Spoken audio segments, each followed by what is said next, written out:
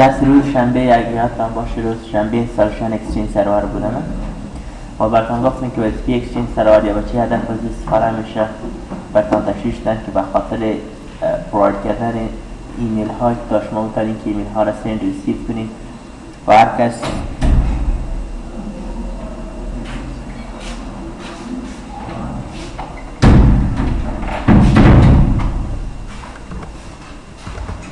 هر کس بتونن که ایمیل آدرس داشته باشه و با استفاده از ایمیل آدرس خود ایمیل ها را سند ریسیو کنن که بعد از اینستالیشن اکسچنج سرور ما شما در استارت مینو در ادمنستریتیو تولز که می آمدین دینی بخش به نام اکسچنج سرور داشته نه در این اکتیو دایرکتری یوزر کامپیوترز داری که همون اکتیو دایرکتری که شما اینستال کردی با تمام یوزرهای و با تمام اویو و هر یوزری که دوجه کریت کردی کل لیست شده دیجه میبینی نه اما در اوی ترم اس بعضی یوزرها بودن که او روز ما شما کریت کردیم که اینی بعضی یوزرها هستن دیجه که میتونیم از استفاده کنیم با طور مثال ایناله ما درس یک روز میخوانیم چطور امروز یوزرهای که شما کریت کردی به نام هر نام که بود با یه ایمیل آدرس کریت کردی امروز ما چطور میتونیم که از ایمیل آدرس خود استفاده کنه و ایمیل را سند ریسیو کنه به یک استفاده کنه اول ما میایم دو یوزر را میسازیم که دو یوزر در بین خود ایمیل ها را تبادله کنه و از ایمیل های دیگه استفاده کنن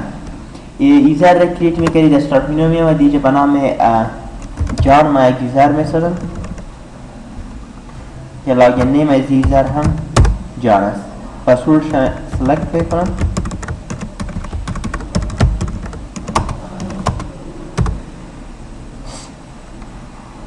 الیاس نیمشان و سرور و میل باکس کلشان سلکت هستن یارا نکست فینش یک یوزر شد به نام جان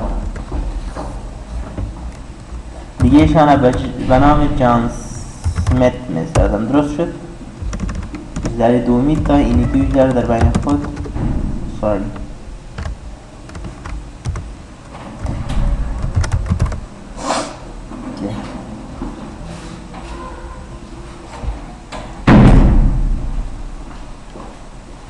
یوزر دوم به نام جسمت است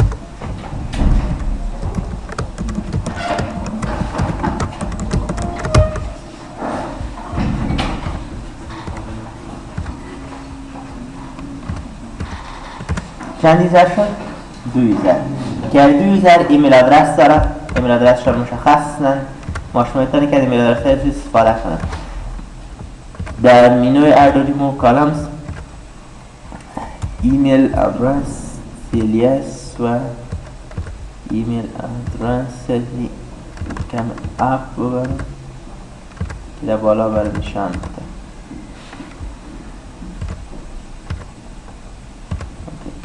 درست است نارکرم ایسا که ببینید جان @dit.com ایمیل آدرس شان هستن و جان سمیت ایمیل آدرس شان هستن jsmith@dit.com پس اینا رو بیاین در کارتینی دوشان اکاونت داره در اکسچنج سرور ایمیل آدرس داره در اکسچنج سرور اینا رو میخوای که ایمیل آدرس شان و که ایمیل سیت کنه تو میتونه که این آدرس رو خود استفاده کنن پس به اپلیکیشن ضرورت است که شما میخوای که یک دومین اکسس کنی یک اکانت شما اکسس میکنی معمولا در پابلیک که شما استفاده میکنی یکی از اپلیکیشن های براوزر شما داری یا اکسپلورر یا مازلا فایرفاکس در یک شکل شما میتونید استفاده کنید اما وقتی که شما بخواید که با اکسچنج سرور کار کنید یا ایمیل آدرس اکسچنج سرور استفاده کنید بعد در کلاینت کامپیوتر یا کسی که دو کامپیوتر میشینه کار میکنن در کامپیوتر از بعد مایکروسافت آفیس آوتلوک باید اینستال باشه یا ساده که آوتلوک باشه میگه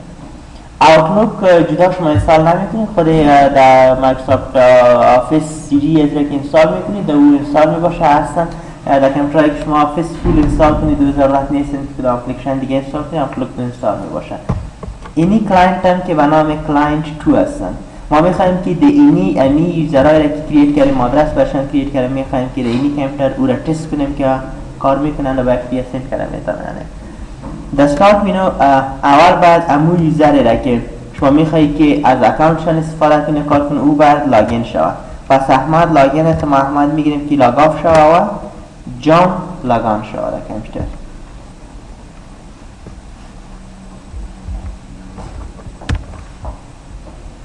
switch user dit به نام جان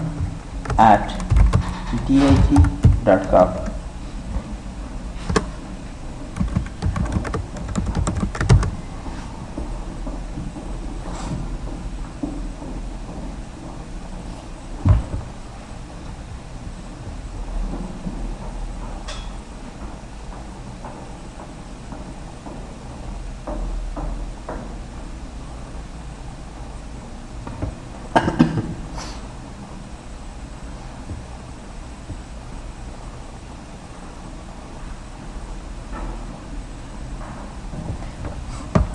بر بار اولی که بر هر یوزر شما آوتلوک اوپن میکنی، آوتلوک باید کانفیگر شود. درست شد؟ یک بار بر یوزر که در کمتر آوتلوک کانفیگر کنی، باید آینده برشون ضرورت نیست که کار کنی. یک بار یوزری که بار اول نو لاگین میشه، آوتلوک برزو باید فعال شود، کانفیگر شود. ما که استارت منو بیایم دینی کمتر آوتلوک اینستال هستن، ما ببینیم که آوتلوک مایکروسافت آفیس آوتلوک 2003 اینستال است. بار اولی که بر هر یوزر شما آوتلوک اوپن میکنید، بعد شما آوتلوک کانفیگر کنید تا استفاده شد. ولکم اسکرین هستن. نکست بله میخوایم که ایمیل اکانت برای سی فعال بسازید. دینی بخش شما سر و ته میبینید، یعنی شما آوتلوک کانفیگر میکنی و ایمیل ها را که دانلود میکنی، ایمیل ها را که سی میکنی، از کدام سرور شما استفاده میکنی. شما دی بخش 5 آپشن داری. هر آپشن را که اگر آوتلوک قسمی بودن که شما آوتلوک در مایکروسافت اکسچنج سرور در یک موقعیت بودن و شما از استفاده میکنی، بعد از طریق نتورک پابلیک، مثلا شما در کمپانی اکسچنج سرور شما از استفاده میکنی، دو بخش شما از پابلیک نت استفاده میکنی، بعد از طریق پاپ 3 یا آیما بعد شما ریسیو شد. اگر شما مستقیم اما کمپانی خودشان اکسچنج سرور داشتن، دو بخش مستقیم میتونید که اکسچنج سرور انتخاب کنید و به این کانکت شید. پس فعلا که ما سرور تایپ را که انتخاب میکنیم برای دانلود ایمیل ها یا برای ریسیو ایمیل ها، از کدام سرور باید استفاده کنیم؟ مایکروسافت اکسچنج سرور. پس ما مستقیم با مایکروسافت اکسچنج سرور وصل هستیم، میتونیم که مستقیم از این استفاده کنیم. پس آپشن اول را دیگه انتخاب میکنیم با مایکروسافت اکسچنج سرور. نکست.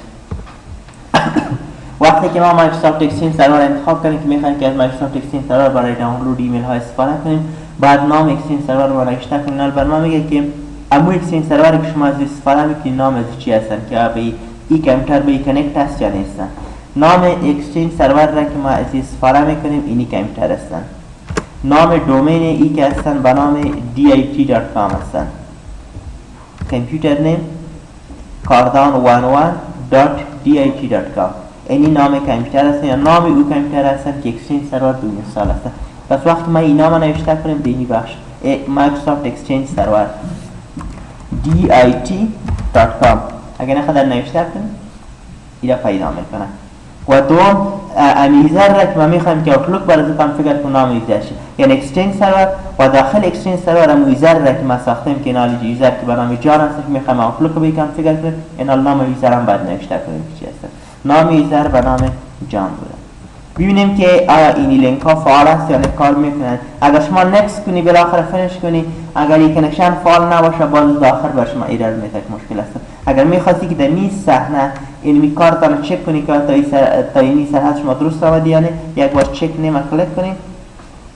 برای ما میگه که دو نام هستند اینجا، یکی جان سمیت است یک جی سمیت است. کدام یکشون شما سلیکت کنید؟ ما جان سمیت سلیکت کردیم. ببینید در اینجا مکمل نام کامپیوتر آمد cardano11.dit.com و نام ایزشی هستن جان. نکست. پس یک بار رکی کار کردیم، در آینده ضرورت به این نیست شما این کار کنید. آوتلوک کانفیگر شد. من که یک کلوز کنم، بعد از هر وقتی که جان میاد اینی کامپیوتر لاگین میشه، اینی مایکروسافت آوتلوک که کلیک میکنن، مایکروسافت آوتلوک مستقیم برشان اوپن میشه، میتونه که استفاده کنه. چون بار اول هستن که آوتلوک هم اوپن کردیم کانفیگر کردیم، میخوایم که حالا اسکرین از این کمی تنظیم کنیم. این فولدرهایی را که میبینین آرمین فولدرز پایین هستن، فولدرهای بالا هستن. اینی را که کلیک کنی در پایین همی آیکن فولدر که هستن، تمام لیست فولدرها تنظیم میشه به این شکل.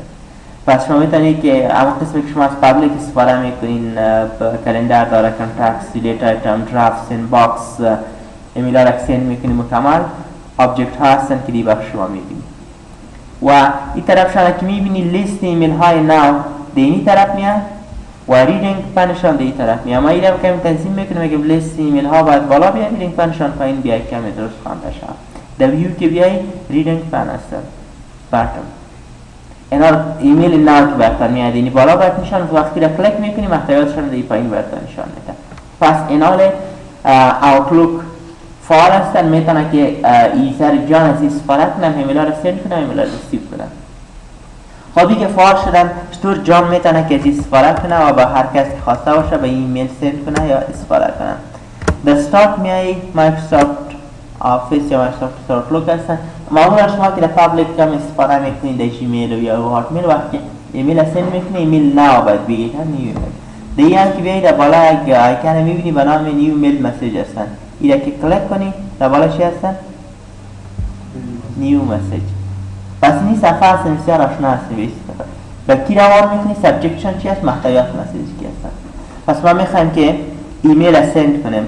اگر ایمیل آدرس کس براتون معلوم نبودن که ایمیل آدرس جان سمیت چی هستن، الیاس نیمشان چی هستن، ما کدام نام برشان روار کنیم. یک خوبی دیگه که اوتلوک داری هستن که شما یک گلوبال ادرس لیست دارید در خود اکسچنج سرور. در اون لیست تمام یوزرهای می باشن که اونا میل باکس داره در اکسچنج سرور. یعنی اون یوزری که اکانت داره وقتی شما بتونید تو را کلیک کنید تمام اون یوزرهایی که اینا اکانت داره یا میل باکس داره در اکسچنج سرور او رو براتون نشان میده که من همین چی هستن. اینی یوزرها هستن که چی داره؟ اکانت داره. اینی وقتی نوشته هستن گلوبال ادرس لیست. هر اکانت را که شما کار داشتی بر شما آل گروپس، اگر گروپ ها را کار داشتی تمام گروپس براتون نشان میده که فعلا ما شما گروپ نداریم. اوتلوک ادرس بوک که هستن دیگه چیزی نیستن. کانتکتس کی ببینی؟ بالاخره گلوبال ادرس لیست کی ببینی؟ لیست. پس برای کی ما میخوایم که ایمیل سند کنیم؟ با جی سمیت یا جان سمیت. یعنی براتون گفته بودیم که هم میتونی به کسی ایمیل سند کنی از طریق ایمیل آدرس یا از طریق اکسچنج الیاس نیم. از طریق میتونی که سند کنی. اگر ما جان سمیت رو سلکت کنیم بتونی تو کلیک کنیم اوکی دینی باش برای نشان میده که جان سمیت. سابجکتشان رو کلیک کنید که سابجکتشان به نام چی هستن. ما سابجکتشان سلکت میکنیم تست هست که ایمیل تست میکنیم در پایین هر محتویات یک ایمیل که نوشته میکنی نوشته کنی البته بگویی که سند. وقتی سند کردی همیشه در اوتلوک کار میکنی همین ایمیل ها را که میخواست که ریفرش کنی، این تمام ایمیل ها را دانلود شد و تمام ایمیل ها باید سند شد. اینی بخش یک بطن سند ریسیو داره، اینه که کلیک کنید تمام ایمیل ها ریفرش میشه، دوباره ایمیل هایی که هست مکمل دانلود میشه و ایمیل هایی که سند کرد رو سند میشه. اینه کلیک کنید یک ایرر یک درست بوده 1 او 2 بوده با خاطر که سندینگ کامپلیت شدن ولی به ریسیو چیز نبودن که ریسیو کنن. یک ایمیل بودن و کامپلیت سند شدن با جی سمیت. اینال ایرا کلوز کنیم. اینال بعد شما در اکاونت جی سمیت لاگین شوید تا ببینید که از طرف جان برای کنم ایمیل سند شده نه. پس کامپیوتر دیگه نیست، ما شما بتونیم که از میاد کامپیوتر استفاده کنیم جان لاگ آف میشه جان سمیت لاگین میشه. لاگ آف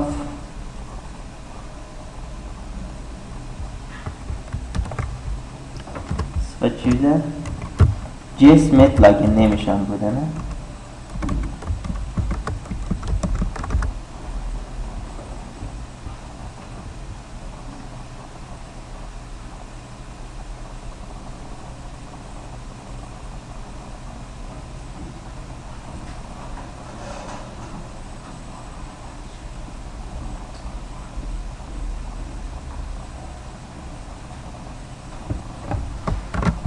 دیگه اوتلوک کانفیگر شد، باز با کانفیگرشن اوتلوک ضرورت هست؟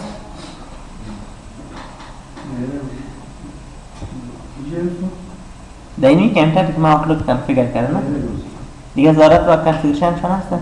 هستن. او اوتلوک را که ما کانفیگر کنیم برای یوزر جان کانفیگر کرد. اینا را اگر جان لاگین شد برای اوتلوک کانفیگر هست میتون که استفاده کنیم، اما دیگه یوزری که لاگین شد برای با جدا یک باشه چون اکاونت یوزر کلشون جدا دیگه نه هستن. ببینین دینمی کم کرد بودن که ما اوتلوک کانفیگر کنیم برای یوزر جان، اما اگر ما با جان سمیت کار میکنیم دوباره باید او کار کنیم دیگه. اگر نوشته کنیم که اوتلوک مایکروسافت آفیس اوتلوک ببینین همون صفحه باز آمد یعنی کانفیگر، یعنی بر هر یوزر باید شما این کار کنی یا که این کانفیگر شد. next ابو اسکرین هستن yes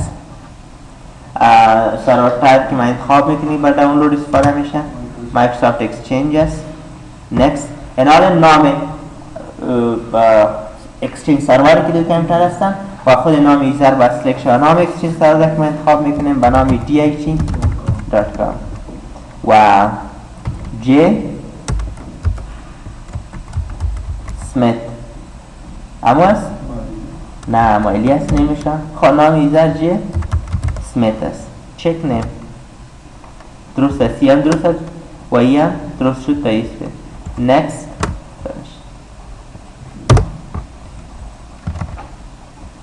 اینال لیستی فولدر ها را ترتیب the view ریدینگ پنکس را ببینید برکن بیاین یک ایمیل برای آمده ما هاشن سند کرده بودیم که از طرفی کی آمده جان سبجکشن چی هستن؟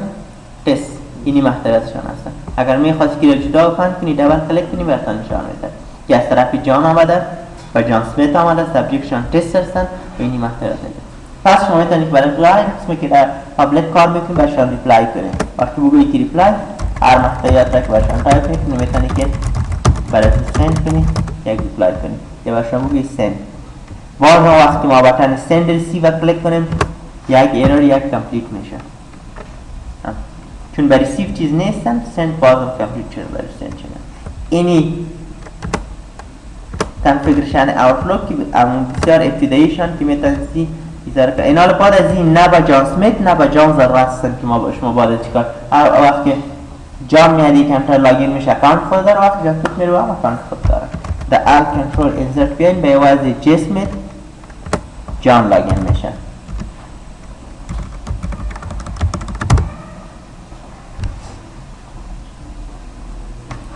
اینا ضرورت به این نیستن که اوتلوک کانفیگر کنید نه برای سو نه برای اگر یوزر نمیاد این کار باز دوباره شما میکنید مایکروسافت آفیس اوتلوک اوپن شد یعنی اما برای یک ایمیل از طرف جان سمیت آمده این که اوپن کنیم به این ترتیب میتونید که ایمیل را سند ریسیو کنید درست شد این خوب بود درست شد که اوتلوک کانفیگر شد ایمیل را سند ریسیو میکنه اگر بعد وقت شما توجه داشته باشین در بعض جایی که ایمیل سند میکنه و که خودشان میل سرور داره یعنی اکسچنج سرور که خود همون کمپانی ها داره او بر ریزر یک مسئولیت تعیین میکنه میگه با چه اندازه ایمیل شما میتونید که سند کنید این یعنی اتچمنت که میکنی از سایز فایل در شما سند میکنید ایره در هر دفتر که میبینی به خاطر از اینکه سپید نتورک داون نشه یا لود زیاد نشه بر هر یوزر نظر و مجرد خود یک محدودیت تعیین میکنه هر یوزر یک چند داره با چه سایز ایمیل سند کنه با چه سایز ایمیل ریسیو کنه این باکس سپیسشون چقدر باشه که اینا بتارن که ایمیل ها را در استور کنه مکمل میتونی که کنترل یعنی اینال تمام کنترل ایمیل ها تمام کنترل اکسچنج سرور دست شما هستن چون خود امو سرور ده که شما بر تبادله ایمیل های استفاده میکنه او در کنترل تان هستن پس میتونی که هر یوزر شما خودتان تعیین کنید شما نمیتونی که برای یک یوزر سپیس تعیین کنید در یاهو یا هاتمیل که اکانت ما چقدر سپیس داشته باشه با چه اندازه ایمیل سند کنه اتچمنت باید چه اندازه باشه هیچ وقت شما اینو کنترل کردن نمیتونید چیزی که امو کمپانی خودشان میکنه شما از استفاده میکنید چون میل سرور امو اصلی دومین یا سرور که هستن دست شما نیستن اما دیگه که هستن شما خودتان میتونید که سکیور کنید خودتان میتونید که کنترل کنید خودتان میتونید استفاده کنید اگر ما پس بیاین در داخل اکسچنج سرور یعنی کمتر اکسچنج سرور هستن میتونید که هر کار را که خواسته باشی بالای یوزر تطبیق کنی و از استفاده کنی بعد از انستالشن اکسچنج سرور اکتیو دایرکتوری یوزر این کامپیوتر سی بیاین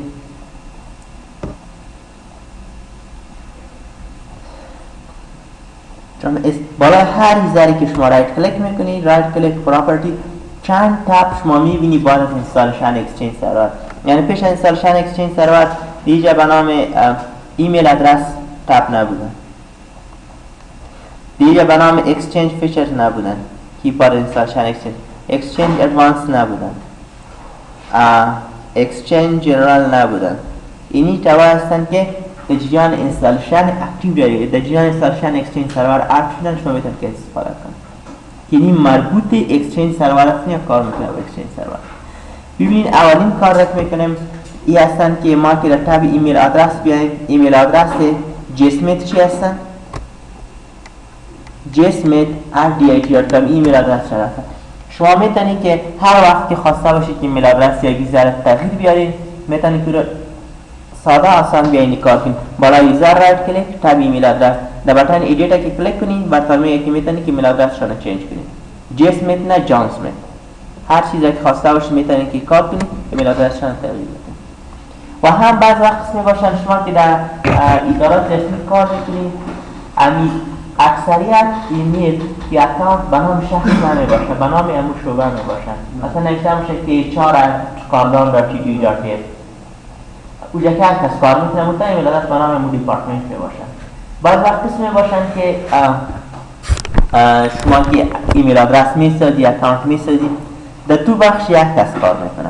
مثلا بخش HR هم یک کس هستن، بخش فایننس هم یک نفر هستن. اما شما اگر به نام شخص ایمیل کرییت کنید، خب مجبور هستید به نام ahmad@dit.com ایمیل کرییت کنید. اما اینا قسم هستن که به نام دیپارتمنت اکانت میسازی و در دو دیپارتمنت یک مسئول داره، یک کس کار میکنه. پس هم یک شخص باید دو آدرس داشته باشه، نه؟ یعنی کسی که به hr@dit.com ایمیل روان میکنه هم باید به جان اسمیت برسه و کسی که به hr@dit.com ایمیل روان میکنه هم باید به کی برسه؟ به جان اسمیت برسه. پس جان اسمیت باید چند اکانت داشته باشه؟ یک کس باید دو اکانت داشته باشه. اگر به هر یکشان کسی ایمیل روان میکنه باید جان اسمیت را ریسیو کنه، اکسس کنه. دو بخش ما میتونید که با یک نفر چندین ایمیل آدرس اد کنید. این یک نفر هستن جسمیت، این اکانت شده. ما میخوایم که دو اکانت دیگه هم برای اد کنیم. برای این یوزری که دیگه هستن ما اینو کنسل میکنیم. اینی جان اسمیت که هستن. جان اسمیت در dit.com یک اکانت خدا رو به نام خود. اما دو اکانت دیگه هم باید داشته باشه به نام دیپارتمنت هایی که مسئول از او هستن. میتونید که این اد کنید، این اد کلیک کنید، بالا یوزر، پراپرتیز، ایمیل آدرس، اینجا خواستن SMTP یک ایمیل آدرس دارن و باشنش میگیم نیو اکاونت. اینا سلکت کنید SMTP آدرس یا سیمپل میل ترانسفر پروتکل سلکت کنید، نکست اینا آدرس رو نوشته کنید. ما نوشته میکنیم که اکاونت دیگه ای که این شخص کار میکنه hr@dit.com apply. okay, you already exists. به نام admin. اوکی admin@dit.com یک دو میشه که اد میکنه SMTP به نام finance@dit.com. پس ایناله تنها جان اسمیت که اصلا چند اکاونت دارم؟ 3 اکاونت دارم. کسی که با جان اسمیت روان میکنم به ای هستن، کسی که با فایننس روان میکنم به ای هستن، کسی که با ادمین روان میکنم به ای هستن. پس میتونی که یک نفر چندین اکاونت داشته باشه، چندین آیدی داشته باشن که به شما ایمیل سند ریسیو کنید یا امکانات اکسچنج سرور که کار میکنه. دیگه لیمیتیشن خود یک یوزر هستن، شما میتونید که یک یوزر محدود بسازید. چون کسی که در اکسچنج سرور یک یوزر هستن، فرض کنید جسمیت هستن، میاد در شعبه خود میشینه، فایننس افیسر هستن، کار خود میکنه. شما میرین برای یک اکانت میسازی که این اکانت هستن که میتونید در کامپیوتر لاگین شید و این اکانت هستن شما میتونید که بعد تبادل ایمیل های استفاده میکنی، آوتلوک باشن کانفیگر میکنی، یو کس تو کامپیوتر خود کار میکنه. او هیچ اکسس به اکسچنج سرور نداره، نمیتونه کار کنه. شما میتونید که اگه اکسچنج سرور تمام اکانت از کس رو کنترل کنید. پس وقتی رو کنترل میکنید در پراپرتیز هم یوزر میای تاب اکسچنج جنرال سلکت کنی، دلیوری ریستریکشن هستن، دلیوری آپشن هستن، استوریج لیمیت هستن که مکمل رفت دارن با مو یوزر که شما میخواید کنترل کنید. اگر ما بटन اول کلیک کنیم بنام چی هستن؟ دلیوری ریستریکشن هستن، کنسل دلیوری ریستریکشن. دینی بخش شما میتونید که تنها این پالیسی را که اپلای میکنی بالا یوزر جسمیت اپلای کنی چیکار کنه. سایز ایمیل یا مسیجی که سند میکنه باشی سایز باشه و ریسیو که میکنه باشی سایز باشه. هر سایز را شما باشن انتخاب میکنی، میتونی که حد از امیشن و سلکت کنی باشن، میگی که از 1000 TB زیادتر باید اینا نتونن که ایمیل سند کنه. یعنی در امو حد از امی که نمیتونن که ایمیل سند کنه یک ایدی هستن که استفاده میکنن.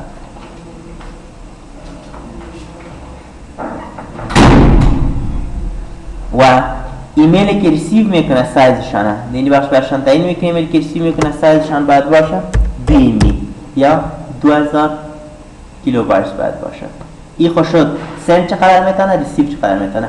گفت یه هستن که شما میخواهید که در دفتر قسم فعال بکنی این ضراره که هر کس باید مشخص باشه که برای کی کمیونیکیشن کنه، نه که کلشان فری باشه باید کسی. اما شخصی که با کسی که سرکار داره به راپور ریسیو میکنه، از راپور میخواه یا با کمیونیکیشن میکنه، اونمو باید مشخص باشه که این باید با کی کمیونیکیشن کنه بتونه. دینی پایین میبینیم که ریستریکشنشان ای هستن. اگر آپشن for everyone by default select مانایشی هستن که از هر کس میتونه که ایمیل ریسیو کنه سند کنه، کدام پرابلم نیستن. اگر شما میخواستین که هیچ کس باید از بیرون ایمیل ریسیو نکنه، تنها کسایی که در داخل کمپانی هستن اونا باید در بین خود کمیونیکیشن کنه بتونن.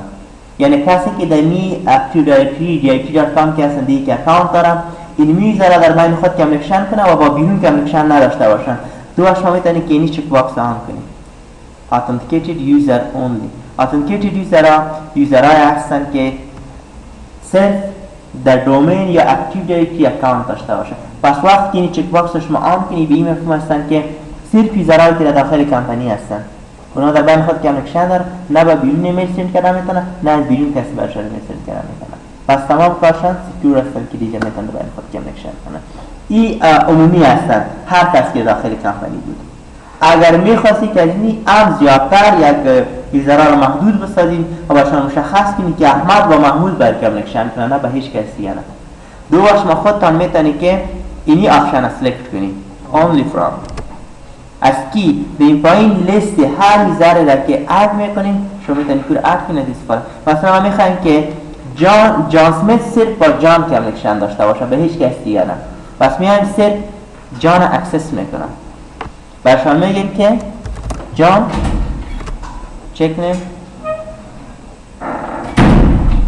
جان سلکت کنی. اوکی اینا ببین تنها جان با جان سمیت میتونه کمیونیکیشن کنه، به هیچ چیز دیگه میتونه کمیونیکیشن کنه. میگه هیچ همی آپشن‌های بالا کار نکنه، صرفی هستن که کار میکنه. این یک حالت بود. حالت دیگه قسم هستن یک کس با شما میاد براتون میگه اینی احمد که اصلا همیشه بر ما ایمیل رو آن میکنه، ما میخوایم که اینی رو شما بلاک کنید که هیچ وقت جان بر ما ایمیل رو آن نکنه.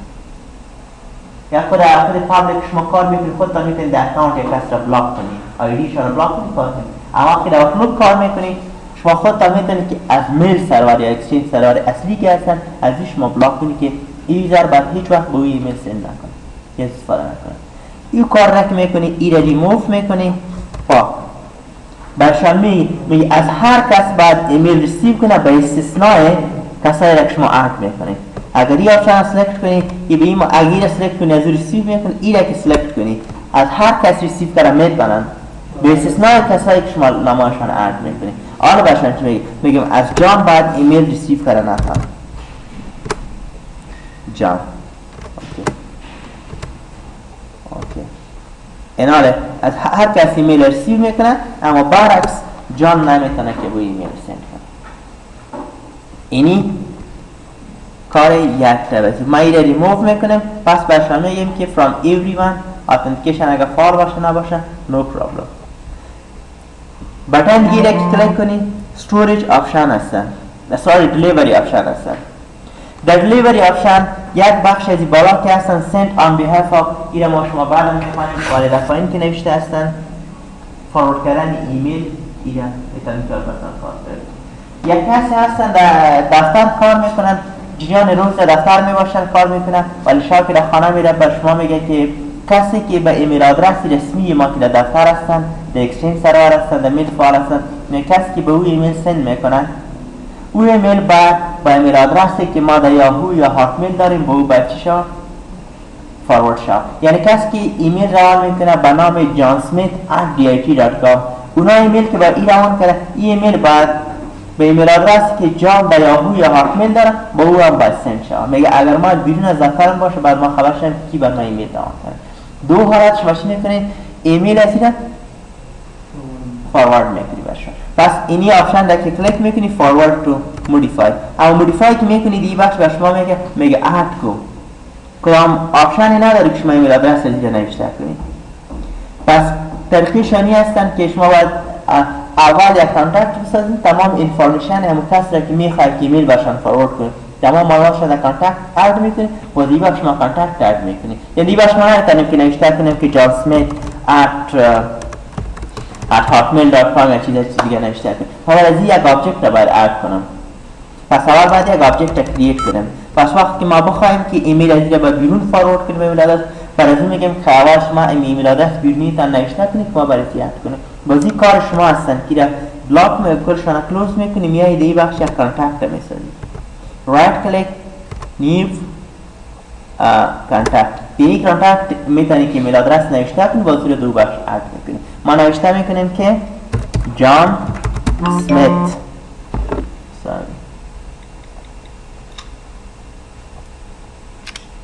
جان سمیت فول نیمشان چی هستن؟ جان سمیت اکسترنال آدرس.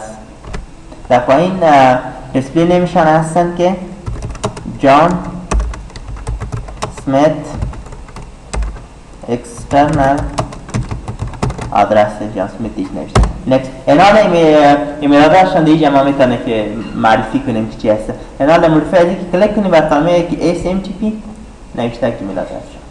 ما به طور مثال اگه ایمیل آدرس نوشته میکنیم میگیم جان سمیت underscore a@gmail.com این ایمیل آدرس شون هستن. اپلای اوکی نکست شد. یعنی آن میتونیم که ایمیل آدرس دیگه مدیفی کنیم اینی آبجکت رو دوجه اد کنیم که برای سی باید فوروارد شد. اگر پس ما در جان سمیت رایت کلیک کنیم بیایم در پراپرتیز ازی در تاب اکسچنج جنرال که بیایم دلیوری آپشن فوروارد تو مودیفای کی اد میکنیم جان سمیت چک نیم برای ما میگه که اینی اکسترنال آدرس دیگه ایره سلکت کنین و شما بگوین که اوکی آل برتن میگه که فوروارد میشه بید. اما در پایین یک چک باکس دیگه هم هستن که بعد از اد کردن از این فعال شد میبینید. این به این معنی هستن اگر شما خواسته باشین که کسی که با johnsmith@dit.com ایمیل میکنه ایمیل خودمات فوروارد میشه با جیمیل از اون. آیا با جیمیل از این فوروارد میشه کاپی در خود اوتلوک هم باشه یعنی هم در dit.com باشن هم در اوتلوک کاپیشان باشه در این باکس و هم یک کاپیشان فوروارد شده با جیمیل از اون. در هر دو حالت اگه میشد این چک باکس که آن کنی هم کاپیشان در این اوتلوک میمونه و هم کاپیشان سیل میشه با gmail.com که هسته. اوکی. سوم استوریج لیمیت است. استوریج لیمیت یک یوزر در این باکس خود ایمیل ها شما سی میکنشن در این باکس سیو میشن یک وقت متوجه میشه اما ایمیل های بسیار سابقه که اتومات دیلیت میشه. ایمیل های نو که زیاد میشه در این باکس جیمیل یا کار میکنی اما سایز که پر میشه اما ایمیل های سابقه که دیلیت میشه نه. اینال او بر خود این باکس یا هر یوزر که هستن بر خود یک لیمیتیشن دارن. شما هم برای یک یوزری که شما میخواهید که دیگه استفاده کنه در اوتلوک این باکس که اصلا ایمیل ها بر زمین از ذخیره میشن داشته چه مقدار سایز داشته باشن. سایزشان شما میتونید که از این بخش سلکت کنی برشان بگویی که سایزشان چقدر باید داشته باشه. میگه وقتی که با 2000 رسید یا به هر مقداری که رسید این بخش بعدشا برای یک وارنینگ بده که دیگه استوریج اسپیس شما ندارید که هم هستن. بای دیفالت خودشان یک سلکت باشه همون لیمیت استوریجشان هستن با هر تعدادی که بود شما میتونید که از مو دیفالتشان استفاده کنید کار کنید. اینی تاب جنرال و یا چندین ایمیل آدرس که میتونید از این بخش چندین ایمیل آدرس بسازید. اپلای اوکی اوکی تمامی کنترل میشنشون دیگه است. این خب مشکل به این بودن که شما بالای هر یوزری کار میکنید اما اکسچنج یک امکانات دیگه این داره شما میتونید که با تمام دفتر یک پالیسی اپلای کنید. وقتی پالیسی اپلای کنید هر یوزر شما کلیک میکنید میتونید که کار کنید از استفاده کنید. او بخش ما میخوانیم که استوریج گروپ یا بخش اکسس کردن استوریج گروپ هستن که دو وقت کار میکنید. درست شد؟ اینی کلیک کردن ای هم کلوز. پس میایم در اوتلوک Microsoft Office. یوزر دوجه ساخته شد ایمیلاشون در اوتلوک دیدیم کنترل ازی که چی پالیسی ها را اپلای میکردی لیمیت کردی و هم دوجه بود کل کارشون کار میکرد اکسچنج سر این حالی هستن که بعضی وقت با شما یک کس میان میگه براتون میگه همین اکانت ما قسم بسازم که وقتی که ما نباشیم کسی که بر من ایمیل میکنه تنها ایمیلایی که در این باکس هستن میگی باید محمود خوانده بخوانم، یعنی دسترسی نیستن که سی باید ببره. ما ایمیلا رو برای سند میکنیم، این از دفتر میره یک جای کار داره بازش میگه ایمیلای دیگه تمامشون برای زو میرسن. بازو برای ما میگه ما از تو وقت دفتر که نمیباشیم کسی که بر ما ایمیل میکنه بعد شما هم ایمیلای ما دیده بتونید که چی هست نگاهی بود شما خودتان میتونید برشن ریپلای کنید جواب بدید. درست؟ پس این ریکوست که میکنن در بین خود کمیونیکیشن میکنه این کار باید ادمنستراتور نتورک باید کار کنه نه؟ پس اینی کار را که میکنی این را به نام شیر کردن آبجکت ها یاد میکنه. ما که کار را میکنیم که ایمیلایی که بر احمد سند میشه ایمیلا را بر محمود دیده بکنن. چی وقت را دیده میکنن؟ وقتی که این باکس احمد در کامپیوتر محمود اد شود، یعنی تمام ایمیلایی که به شما سند میشه این باکس میباشن. اگر کافی این باکس شما در کامپیوتر ازی باشن و این باکس شما که هر ایمیل میدیده میکنن یعنی بسیار سالا میکنن چون کافی این باکس نیست در کامپیوتر ازی هستن. اینا به هم چیز میتونن شیر کردن آبجکت. پس ما چی میکنیم؟ این باکس احمد که هستن اینا در کامپیوتر محمود اد میکنیم. پس هر کسی که به او ایمیل میکنه چون کافی این باکس در کامپیوتر ازی هستن این باکس هستن که هر ایمیل میایی خوانده میکنن. پس وقتی که کار میکنید شما این باکس یا کس را به یوزر دیگه اد میکنید به یوزر دیگه اد میکنید تا که اجازه امو یوزر که این باکس از وقت اجازه از نباشه کس نمیتونه که کار کنه. وقتی ما بخوایم که این باکس یا از ایمیل یا کس استفاده کنیم تا که بر ما اجازه تعیین نکنه ما نمیتونیم که کار کنیم. اگر بدون اجازه از کس ما کار کنیم خاصا سکیوریتی نداره. درست شد؟ پس این بخش دو یوزر هستن. کی لاگین هستن؟ جان لاگین هستن. جان میخواد که امی اینباکس خود شیر کنه با جان سمیت. یعنی وقتی که کسی بر جان ایمیل روان میکنه یا هر ایمیلی که با جان دیجا میاد اینباکس اینا باید جان سمیت دیده بتانه. پس ماش میکنیم اینمی اینباکس جان که هستن اینا شیر میکنیم بر کی؟ با جان سمیت. از این بخش همی آبجکت های هر یکی را که شما خواسته باشین میتونی شیر کردن. مولاتر نمونه تنها این باکس شیر میکنم. وقت شیر میکنیم میرید در کامپیوتری که شما میخواید که این باکس را شیر کنید. کامپیوتر از اون میری کار با سرور ندارم. در کامپیوتر از اون میری پراپرتیز خواهیم چی هستن؟ رایت کلیک پراپرتیز دیگه بخش چی هستن؟ تگ پرمیشن هست یا نه؟ پرمیشن بر کی پرمیشن تعیین میکنیم؟ هر کس را که شما میخواهید که این باکس از اون کس ببینه برای اون کس اد میکنید دیده میتن. ما میایم اجازه با جان سمیت تعیین میکنیم. جان سمیت اوکی دی بخش آمد یا نه؟ خب وقتی که این باکس از این همی آبجکت را که از جان تا کمتر جان سمیت میاد کدام رایت داشته باشه توجه؟ هر رایت که شما شما تعیین میکنید میتونه این بخش تعیین کنید. یعنی در داخل از که ایمیل یا اسپ ایمیل خوانده بتانه یا ایمیل دیلیت کرده بتانن ایمیل اد کرده بتانن چی کار کرده بتانن او را برشان تعیین میکنیم. ما برشان میگیم که از این بخش پرمیشن لیبل هستن برشان تعیین میکنیم که اونر باشن یعنی ما به که فول رایت داشته باشن هر کار کرده بتانن. رایت شان تعیین کردم اپلای اوکی شد. یعنی این باکس ما اجازه برشان تعیین کردیم که این باکس از این بعد با کامپیوتر در کامپیوتر احمد سند کنه در کامپیوتر جان سمیت. این باکس در کجا می باشه؟ این باکس در داخل میل باکس می باشه نه؟ ببینید یک مکلوز کنه کلش در داخل میل باکس است. یک بفن کلش داخلیه. پس این باکس که در کامپیوتر چیز میره در کامپیوتر جان سمیت اد میشه او در مابین میل باکس می باشه نه؟ پس میل باکس که دوجه نباشه این باکس در کجا سیف شد؟ پس اول ضرورت بیستن که میل باکس هم باید باشه که کدام آبجکت داخلش براتون نشان میدن. دی رایت کلیک میکنین در شیرینگ میری در پرمیشن دیگه هم اد میکنین جان سمیت. جان سمیت برشان میگیم که صرف امیل باکس که هستن دوجه برشان ویزیبل شود. وقتی معلوم شد در داخل از دیگه آبجکت ها صورت دیده میتونن دیگه رایت با آبجکت داخلی دارن. ما جان سمیت اد میکنیم صرف برشان میگیم که فولدر ویزیبل این فولدر صرف دوجه باید معلوم شود دیگه کار ندارن. اپلای اوکی چی کار کردن؟ این باکس شیر کردن این باکس جان شیر کردن با جان سمیت با فول رایت. اما این باکس داخل میل باکس می باشه. میل باکس هم به این خاطر شیر کردن که میل باکس توی اد نکنید که این باکس نمیاد.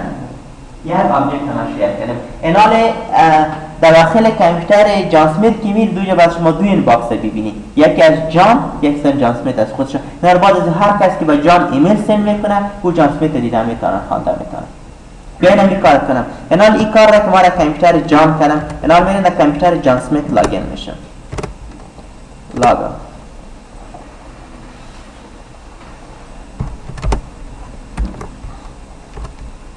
کی لاگین میشه؟ جی اسمیت.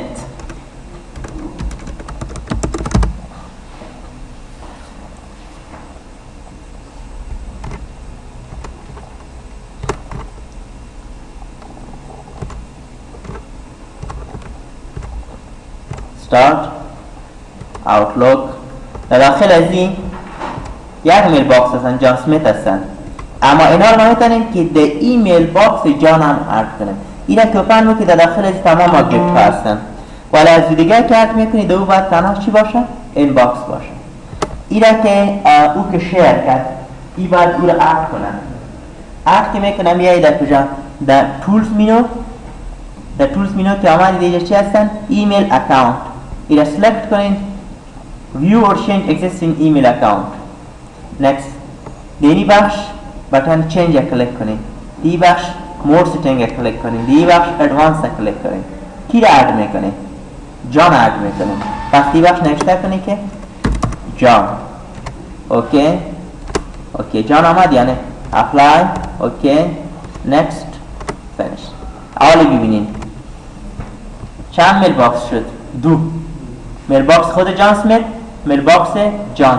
اما جان در داخل میل باکس چند آبجکت شیر کرده؟ یک آبجکت این باکس. ایره که فهم میکنی یک این باکس ده ای میبینی، همیره که فهم میکنی تمام آبجکت هایشان هستن. این حاله هر کس که با جان ایمیل روان میکنی ایجا شما خوانده میتونید دیده میتونید. و تا مثال بیاین کار کنیم از این می کامپیوتر جان اسمیت یک ایمیل با جان روان میکنیم تا خودش دیده میتونه. ما میان در نیو بطن نیو کلیک میکنی ایمیل مسیج برشان میگیم که ایمیل باید به جان سند شد. سابجکتشان شیر آبجکت است. اینجا یک تکست نوشته میکنیم که چی هستن. ایرا سند میکنیم و کی سند کردن؟ به جان. ایمیل به جان سند شد یعنی جان اسمیت سند کرد، اما ایمیل های جان با تمامشان جان اسمیت دیده بتانن. اینا ببینید که ایمیل خودشان هم دیده میتونه یعنی که برو سند کرده. یک با سند ریسیو میکنه میره سند کلوز. اینا ای رو فهم کنیم این باکس ایمیل آمده برشانه. هر ایمیلی که اینا هر کس به ایران میکنه شما را خوانده و دیده میتونه. ای رو فهم کنید دیده میتونه، ریپلای کرده میتونه، هر کاری که بخوای شما کرده میتونه. اینا ایره یک ریپلای بکنید و شما بگوید که send close inbox. sorry inbox میشه. هر کاری که هر چیزی که خواسته باشین میتونی هر کار کرد. اگر بخواید ببینی به ایامه، اما اگر بخواید که شما چیکار کنید دی بیاین و شما بگید که ایمیلایشان رو دیلیت کنید، ایمیلای که جسمت برشان که ببینید که دیلیت کرده میتونی یعنی اوکی دیلیت چی رایت دیلیت. ای بود کانفیگریشن آوتلوک، شیر کردن آبجکت ها و کنترل کردن رایت یوزر را که شما چیزا تابید سیده شما بخوانید. بس است یا دیگه هم کار کنیم.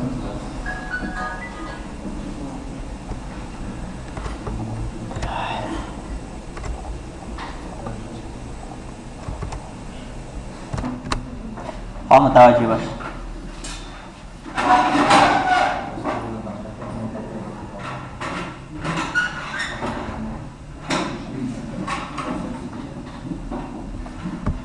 یک درس کانفیگریشن آوتلوک خوانده بودیم، بعد اینستالیشن اکسچنج سرور و ساختن یوزر، میل باکس و میل انیبل یوزر ها.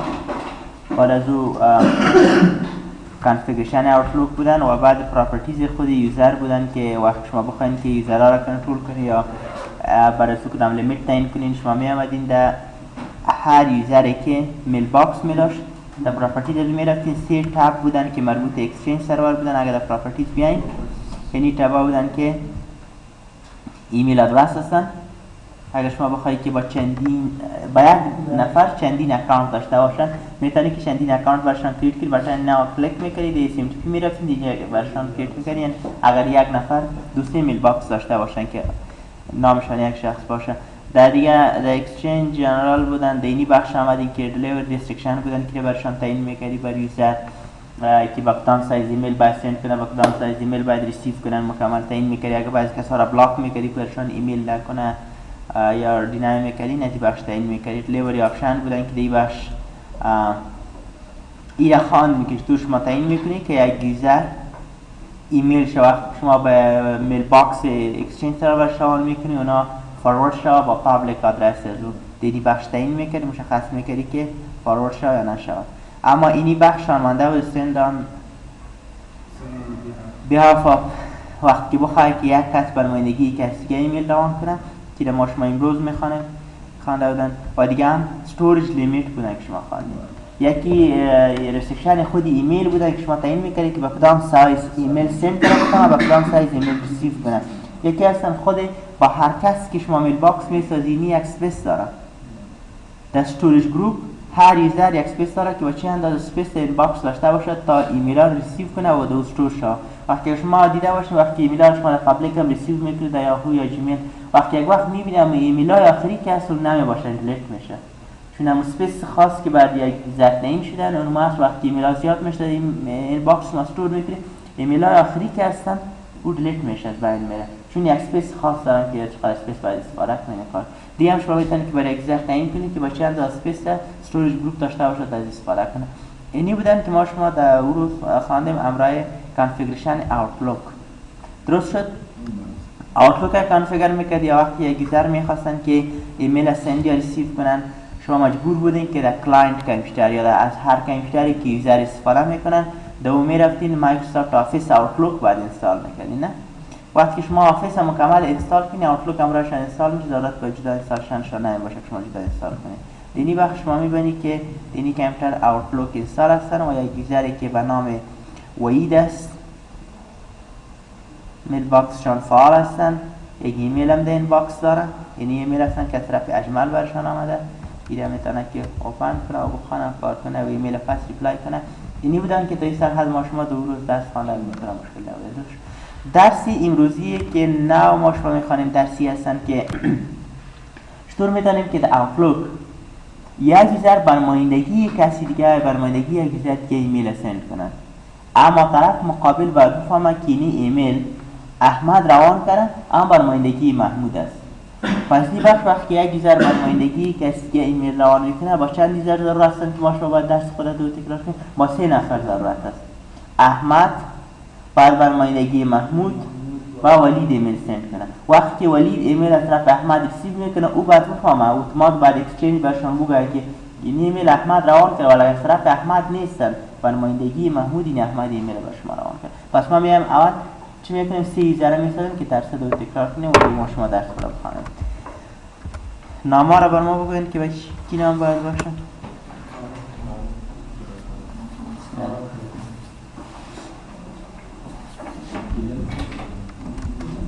نام اول ARIF عارف ARIF عارف@kardon.com. next پسوردشان تایپ میکنیم.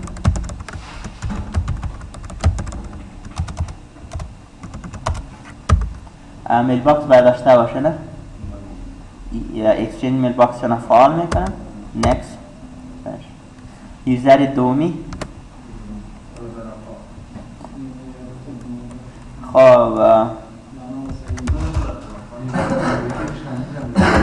به نام سمیت آرام باش متوجه درس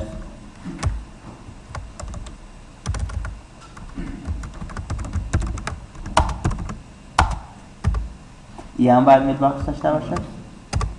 next شد عارف سمیت و آخرین نشانم به نام آخریشم به نام سمیم.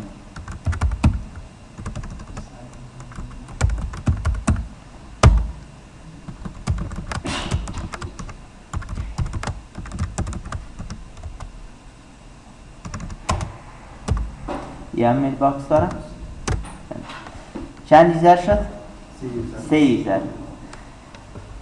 اینال سمیم ایمیل روان میکنه با سمیت، اما برمایندگی کی؟ برمایندگی عارف. درست شد؟ ایمیل سمیم روان میکنه برمایندگی عارف با سمیت بعد روان شد که میره میگه send on behalf of هر کسی که هستن رو شما تا این میتونی کار میکنه. پس اولش میشه اول وقتی که سمیم بخواهد که برمایندگی عارف ایمیل روان کنه، عارف باید برشان صلاحیت تعیین کنه یا نه؟ وقتی کس بخواد که برمایندگی کسی کار میکنه، از شخص بعد اجازه داشته باشه که او کار کنه. همین کاریو کردم که اینی وقتی سمیم میخواد که برمایندگی عارف ایمیل روان کنه، اول باید عارف و سمیم اجازه تعیین کنه که شما باید کار کنه. درست شد؟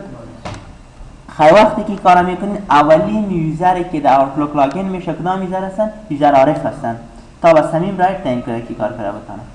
ما میایم در اینی کامپیوتری که شما میبینید که وحید لاگین هستن، وحید لاگ آف میشه. کی لاگین میشه؟ عارف. یوزر ARIF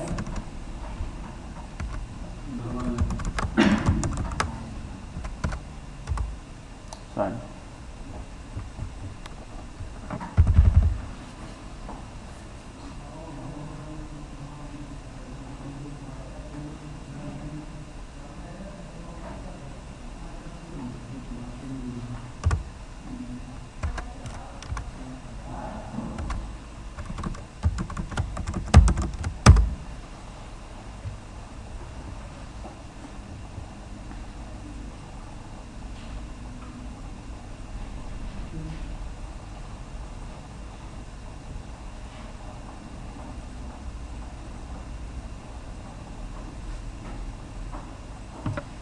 یعنی اولین بار هستن که عارف تا کامپیوتر خود لاگین شدن، تا آوتلوکشان هم کانفیگر نشدن و بر سمیم ایرایت هم تعیین میکنن که برمایندگی ازش کنه ایمیل روان کنه. آوتلوکی که برای اول اوپن میکنه، بعد آوتلوک کانفیگر شد.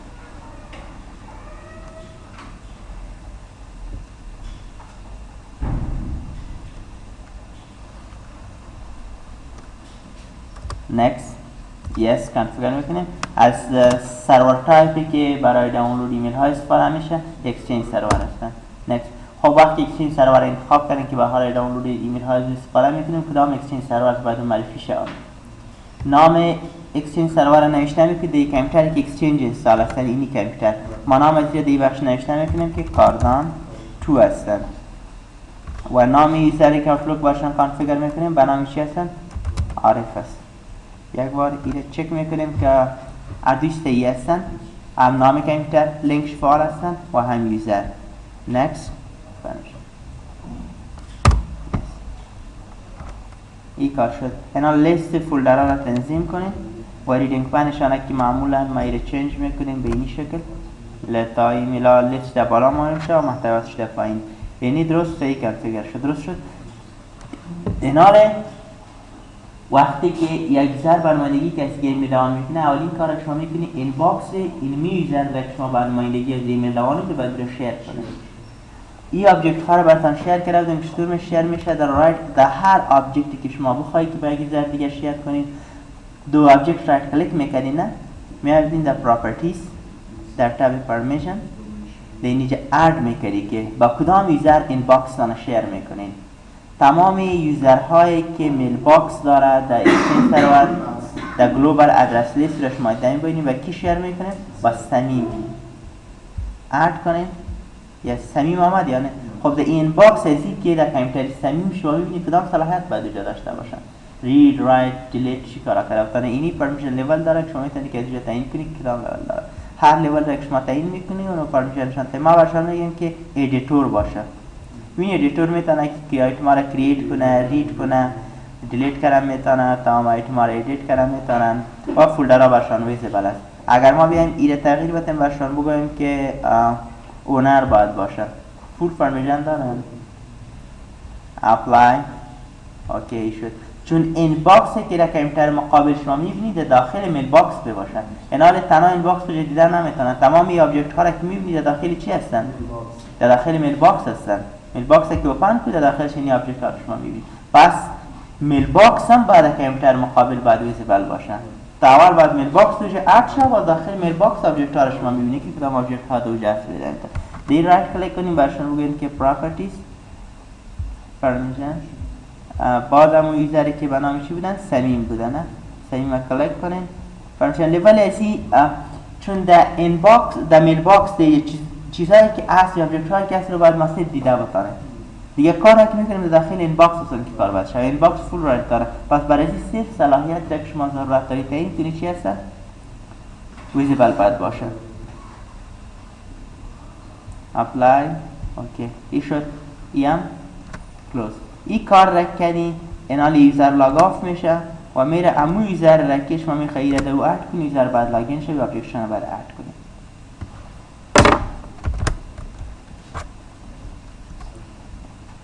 سمیم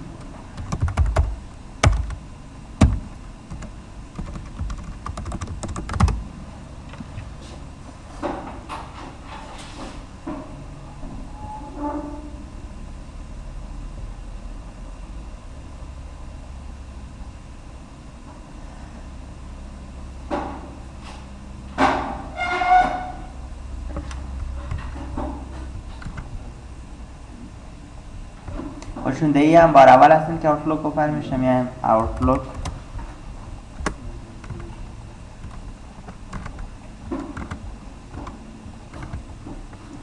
next yes exchange انتخاب شد next نام ازی هستن کاردان تو نام ایزر است سمیم next yes هم کلوز لیست فولدر هم ترتیب دیرینگ پنشان هم ترتیب درست شد این آماده شد بعد از اینکه را کلوز کنی هر وقت سمیم میاد یک کمپیوتر لاگین میشه the start outlook اتومات برشان آفر شد در پرزنتیشن فرق خب اینا چی هستن؟ اما آبجکت های را که شیر کردی میره بعد دیگه بعد اد شد نه؟ آبجکت های شیر شد ما چی میکنم؟ آبجکت را که شیر شده گیره که اد میکنی بعد میل باکس اد کنی در داخل میل باکس که هر آبجکت هست و میاد اتومات نه؟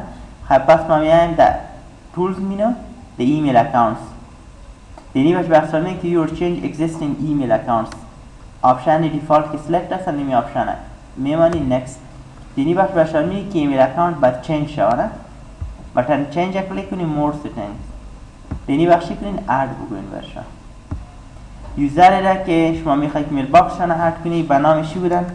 عارف apply اوکی چند میل باکس نیامد؟ یک میل باکس خود سمیم است که تمام آبجکت هایسی هستن میل باکس دیگه که هستن از عارف است دیگه صرف لیست آبجکت های میاد که شما شیر کردید تا شما یک آبجکت شیر کردید نه؟ این باکس هستن که دیده میتونید اگر آبجکت های دیگر هم برین دوجه شیر کنید اتومات نامشون دیگه میاد ضروری نیست که هر بار شما میل باکس اد کنید یک بار میل باکس اد کنید هر آبجکت را که اد میکنید رفرش میکنید خلاص دیگه اد میشه این کار شد این کار شد اینال چی هستن؟ اینال استپ بعدی هستن که اینال عارف باز بر سمیم بعدی رایتن تا این طرف برمایدگیشان ایمیل سند کنن پس صلاحیت میرین در کمپیوتر یا در اکاونت عارف و عارف بر سمیم رایت تعیین میکنن که بتونن برمایدگی ازش کنن ایمیل سند کنن خیلی یوزر باید لاگ آف شد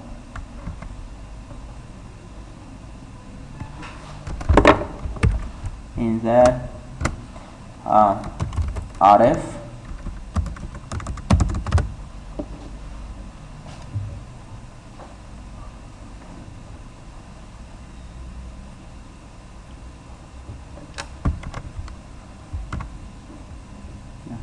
پس میرید اوتلوک در اوتلوک که آمدین اکاونت عارف هستم عارف میخواد که با سمیم صلاحیت این که دو برمایدگی ایمیل زمان کنه اما کمپیوتری که با کمپیوتر دیگر راه تعیین میکنه این سر رو انتخاب میکنه میرین در آپشن تولز مینو دیگه چی هستن delegates. در delegation که آمد این بटن add کلیک کنی به کی delegation تعیین میکنی با کی صلاحیت تعیین میکنی با سمیم select کنین تو اوکی این کلیک کرده اتومات اینی پاپ اپ میاد دینی بخش ها رو برشان تعیین میکنید که برمندگی از ایمیل دوام میکنه در اینباکس باید کدام را داشته باشه ما برشان میگیم که دی باید ادیتور باشه در اینباکس هم باید ادیتور باشه در کانتکتس که انتخاب میکنید دی هم باید ادیتور باشه در نوتس ریویور باشه و میگیم اتومات باید بر سمیم یک ایمیل سند شود اینو ما بر سمیم ایراد تعیین کرده عارف که برمندگی از ایمیل دوام کنه اینا عارف در دفتر خود هستن وقتی که اینی کار کرد عارف اتومات یک ایمیل سند میشه بر سمیم از طرف عارف یک ایمیل ریسیو میکنه که دو تمام جزئیات نوشتن باشه که بعد از شما این صلاحیت دارین اینی کار انجام بده این ایمیل ما میگیم باید سند شود دوست نام کی آمد سمیم میتونه که برنمایندگی عارف ایمیل سند کنه کلوز شد این کار کرده خلاص دیگه وقتی کار کردین ایناله کی میتونن که برنمایندگی عارف ایمیل دوام کنه سمیم بیاین خیلی سمیم لاگین میشه در کامپیوترشان و با یوزر سیومی یا نفر سیومی که هستن که به نام اسمیت بودن برای ایمیل دوام میکنن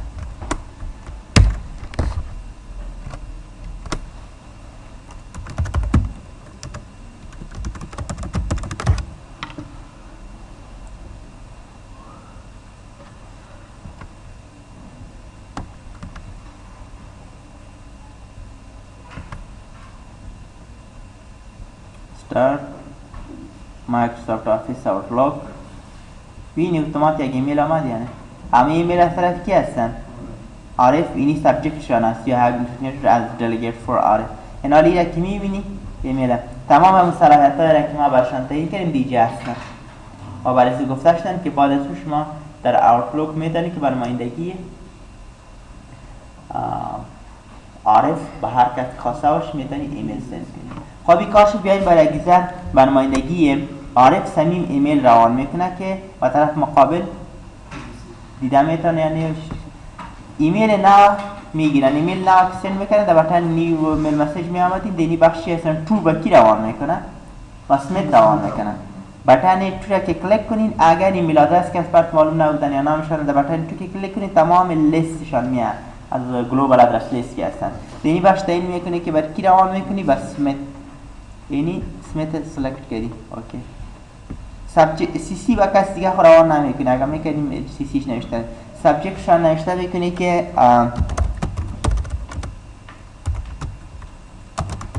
first day روز اول هستن محتویاتشان تعیین میکنیم زیرش هستن خب از طرف کی هستن سوری به کی روان میکنیم سمیت نوشته کردی که تو سمیت اما از طرف کی هستن از طرف کی هستن آره خیلیجا باید یک فیلد دیگه هم ارد شود که دوش ما نوشته کنید که from آره تو سمیت اما رول چی هستن رول سمیم چی هستن صرف به ایمیل نوشته میکنه سند میکنه دیگه کسی که سند میکنه کسی که ریسیو میکنه دوش باید مشخص خیلی بخش میایید مینوی ویو یک فیلد نو ارد میکنی به نام from اینجا شما میبینید from نیستن تو سی هستن فیلد نو from سلکت میکنید اینی بخش میایی آمد یا نه آل باشم میگی که from عارف to سمیت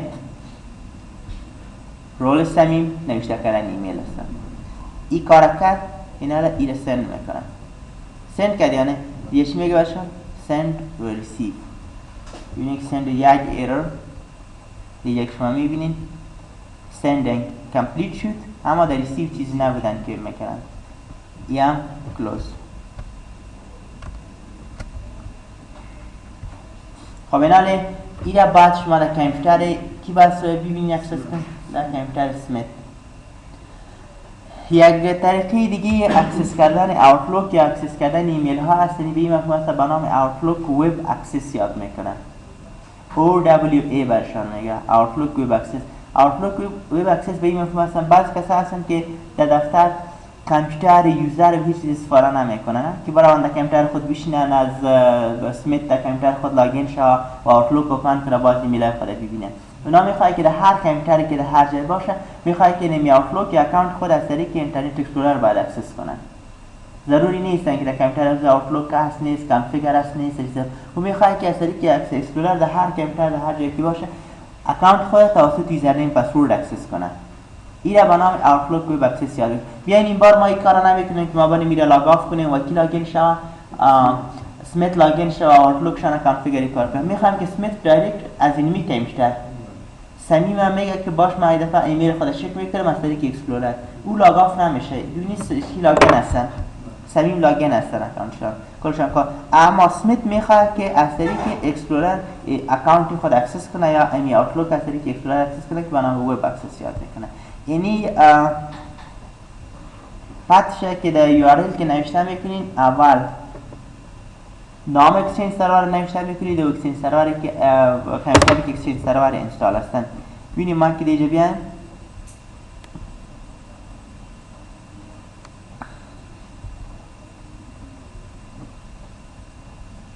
یعنی بخش نوشته میکنیم http :// درست شد؟ بعد از این نام اکسچنج سرور نوشته. نام اکسچنج سرور در کامپیوتری که اکسچنج اینستال هستن از او کامپیوتر نام ازیر پیدا میکنید که نام از چی هستن، نامشون مشخص نوشته میکنید. چون همیشه یک نام مشخص داره. ما که ما کامپیوتر رو رایت کلیک کنیم در پراپرتیز بیان در کامپیوتر نیم از نام از چی هستن، تنها نام کامپیوتر نه نام دومین. کاردان 2 هستن. اینمی نام ما میگیریم در اینی بخش ولی که دبل فورسلش نوشته میکنیم که کاردان 2. این رفت داره با نام اکسچنج سروری که هرچی هست. بعد از اون سینگل سلش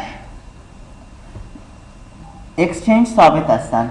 بعد از این نوشته میکنی که اکسچنج ثابت است که همیشه نوشته میکنی. این رفت نداری خود همون ورچوال دایرکتری هستن که در داخل اکسچنج سرور هستن. اونو باید نوشته کنی اکسچنج رفت نداری. بعد از اون فورورد سلش دینی سلش آخری که نوشته که نام یوزر نوشته میکنی که اکانت کدام یوزر شما اکسس میکنی. هر یوزر که شما نوشته میکنی میتونی که اکانت شما اکسس کنی. ما این بار ببینین با عوض اکسچنج فورورد سلش نوشته کنیم اکانت کی نوشته میکنیم عارف. این عارف نوشته کنیم انتر.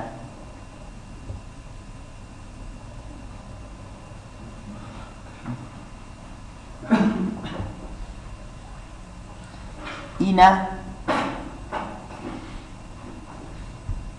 اکانت چنج میکنیم داخلشون برش نوشته میکنیم که کی هستن سمیت.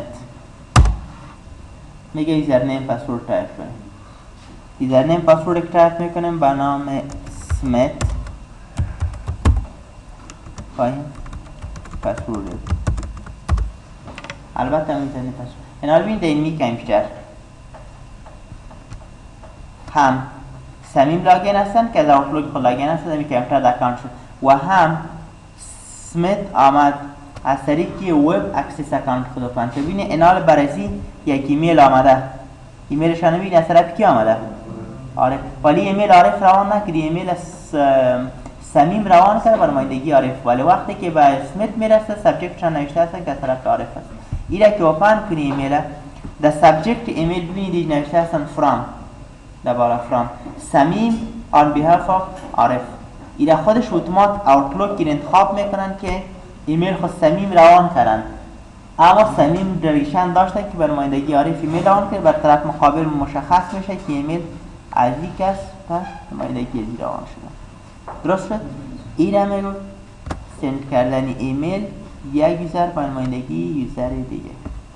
خب ایم کلوز ایناله یک از شما میاد یک مثال دیگه از این کار میکنن. کدام جان میاد؟